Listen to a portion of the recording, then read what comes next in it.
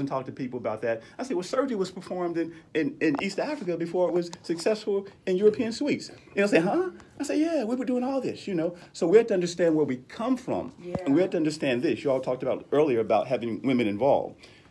All of our societies, almost all of our societies in Africa were matriarchal. That's right. We're talking about women having a very powerful role. Why? Because women, in many respects, now guys don't get offended, are complete. Women have something about them that don't have to go out and prove to the world who they are because it's already there. And so that stability, that rock hard stability is that first thing. If we talk about God or whatever, whoever created what started, we talk about that first thing could self-create. That's the female essence. Wow. And we move through life like that. We understand that the solidarity of women as it relates to many aspects is very, very important. Now, I'm not saying that women don't have the issues too. Right. But if a man and a woman are grounded, the woman's going to stabilize many things. I always say in a family, women stabilize the emotional aspect of children. Yeah. You know, if you look at children oftentimes and look at the mother, you can see a dynamic relationship there. So women are very important for stabilizing that whole, and we have to be emotionally balanced because emotions are a basic part of our health and wellness. We talk about physical, we talk about how we exercise, we talk about, you know, how we eat, very important. Yeah. But we got to talk about that emotional component. Stress, depression, all that stuff affects us on a level that we can, people who are depressed die early of heart disease. People who are depressed don't function on many other levels. You know, there are many, many relationships there. So we have to be careful about what we're talking about emotionally. So women, extremely important. Rock solid in the community, stabilizing the family, et cetera, et cetera. So anyway, to that regard, a day of wellness. When we look at the day of wellness, we talk and understand that wellness not only means what I've said. We eat good, you know, we exercise, that's great. A day of wellness also means that we have to be emotionally stable. A day of wellness means that we also have to be mentally strong. The cup is always half full, never half empty. You know, that's the mantra. Same level, but always half full. So that just means that we always strive to do better, to correct whatever. If plan A don't work, we got a plan B. Plan B don't work, we got to C. We keep it moving forward like that. Now, these kinds of things don't occur in a vacuum. And because they don't occur in a vacuum, we need to have community. That's why when we talk about the Day of Wellness, something we talk about the screening, we talk about the lectures, we talk about all these other things, but what about the health exhibitors? These are people who come from Cincinnati Works, you know, with felons coming out. These are people who come from A Sound Mind, they're always there. The Free Store, you know, Black Engineers Society, sororities, fraternities, you know, all kinds of self-help organizations, because the vision, listen to me, the vision that I've always had for people, I'm focused obviously in the African American community, but people in general, is optimal health and wellness for all.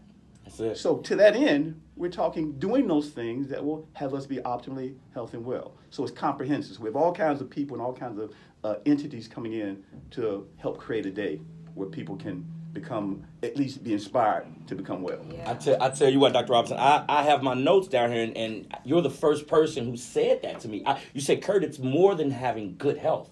It's about optimal health. Can you expound on that? Because I got it. You hit me with it that day. I had to, you know, wrestle with that. But I get it now, and I use it now. I hope you don't mind, but I use those words. But can you talk about optimal health? Okay, a good example is this. When we talk about health, we may say the blood pressure. How's your blood pressure? My blood pressure is good. Right. You know, do you take medication? Yeah. What do you eat? I eat a lot of salt. You know, I'm okay. But you know what? I got this blood pressure medication. Are you diabetic? Yeah. How do you eat? I eat sugar. I eat what I need to eat. You know, I eat, you know, what I like to eat because you know, I got this insulin. Right. Okay.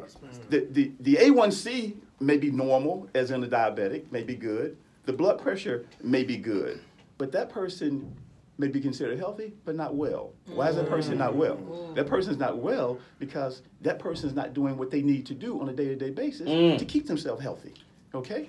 So we're talking about and we know that we always strive to do better, and it's not a perfect situation, but we always need, that's the vision. We always strive to get it that way. Yeah. So if a person settles for, okay, my numbers are okay, but I'm gonna do what I wanna do, you know, that person needs to learn about wellness. Right. It's almost like if I'm teaching fasting, and I say, you're really not fasting until the psychology or the mind says, I'm not craving food. They say, what? I haven't eaten in 3 days. but you're craving food. Yeah, I'm craving food. You're not fasting. Fasting is physical. Fasting is emotional. Fasting is mental, and fasting is spiritual. That's right. You know, so wellness is striving to do what you can do every day to keep yourself healthy. So it's a different level. Yeah. It's a different level. Let's talk about some dates. What's the date for Day of Wellness? Where will it be hosted, and what time should people start getting there? Yes, and I thank Mercy Health Physicians, Mercy Health, for helping us with this whole process. They've been very supportive for Day of Wellness. The Day of Wellness is October 13th. About 2 weeks from now, actually. Yeah. Time goes fast. Yeah, Nikki still has some work to do. She's putting it off on me, Doc. Kurt, okay, I got you. We got support. We got you, brother. This is October 13th. October 13th at Mercy Health Place, Mercy Health Administration Building. That's 1701 Mercy Health Place. Yeah. And it runs from 10 a.m. to 5 p.m. 10 a.m. to 5 p.m. Yeah. And we do everything there. No. Go ahead. But there is something I want you to touch on. Okay, great. I know you know what I'm getting ready to ask about. I want you to talk about the Reiki that goes on. Oh, Reiki. Yes. Reiki. See, the thing that we have to understand about medicine, and let's keep it real. Allopathic medicine, which I'm a board certified internist, so I know medicine very well. I've been doing it for a very long time. But what I've understood in my traveling to Africa, to China, and to many other places is that healing is different in other places. Oh, yes. And healing is something that don't necessarily have to be characterized by what we think healing is. Yes, right. Because in many disciplines, healing is related to how well the body can heal itself. Yes, sir. Not you putting something inside the body to get a result, but how well the body can heal itself. Yeah. So to that end, I've been around people, I've been blessed to be around people who have showed me some orientation, plus my interest in African tradition has got me there too in many respects. So when I'm talking to my patients, I'm talking what I'm talking, but it's all these other influences that are there too. So Reiki happens to be a system of, and Kurt's very familiar with this, I know, because Kurt's explored a lot of stuff. Reiki is a system of healing that deals with the fact that there are energy centers in the body. Now these energy centers aren't necessarily recognized by all medicines, but they're energy centers in the body. And these energy centers can be out of balance, out of whack. Yep. And if they are out of whack, then that's an imbalance in the individual, and that may create dis-ease. So what a Reiki specialist can do without touching the person is connect with that person's energy flow. And as they connect with the person's energy flow, they can feel areas of perturbation, of disruption, and then they can concentrate the energy in that area to help it to balance itself. Let me give you a good example. I was in New York at a kind of like a spiritual session, and one of my good friends is a psychic. This guy's absolutely gifted, and now I'm way across the room now, and he's kind of making some motion. So after the session, because all of us talk about what we do in terms of healing, he said you need one of your chakras amped down. My fourth chakra, which is heart. Yes, the heart and the heart, universal love, right? That level, nature green. Okay, I tend to be amped up there. He said it needs to be amped down. So he took me aside and amped me down, and I felt better because I was kind of feeling, we're men, we push through anything. But I said, man, I just don't feel quite right. He amped me down, and it was very helpful. This happened about a year ago. Wow. So a gifted person. Now, notice a Reiki person has to be gifted now, Yes. and they have to be clean themselves. Yes. Anytime you're talking about healing somebody, you have to be clean. You can't put your baggage on somebody. Even when I walk into a patient's room, you have to make sure that everything's clean from that last person into this person. Yes, sir. And all these things may not seem to be important, but they become very important. So anyway, Reiki. Energy healing in many perspectives are part of health fair, both seen and unseen, because the naturopath doctor is there, the chiropractor is there. So these are considered alternative healing methods, but they're also real, Right. And what I try to get the physicians to do is be practical, because all of them know some things. Be practical, show people how to be well.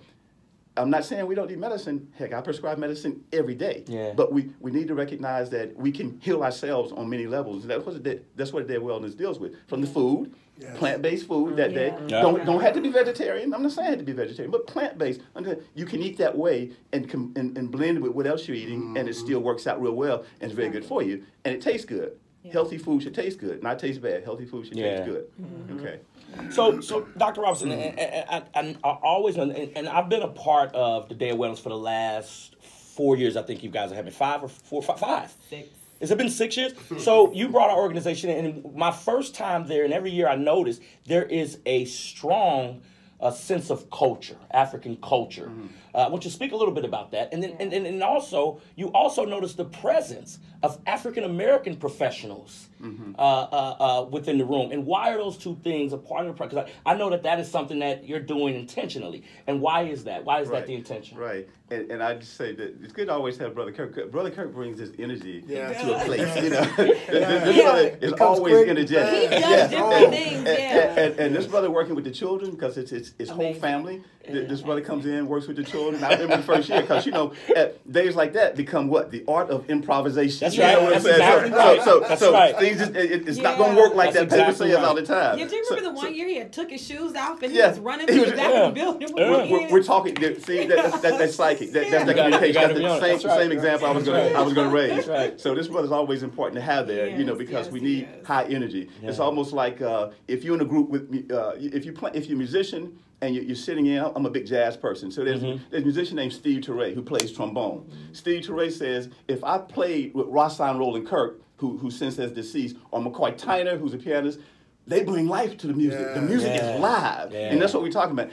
And I won't even mention the mystic, the absolute mystic, John Coltrane, a different level that you can. Okay, bottom line, we know. So inspiration we're talking about. We need people who are inspired, because let's face it, you can't tell a person to be well and they say, okay, I'm going to be well. People have to be inspired. Yeah. Nobody's going to do what they need to do unless they're inspired. We all have God's gifts. We all have it. People may have more responsibilities than others, but everybody has divine order and divine presence, in my opinion, and divine gift.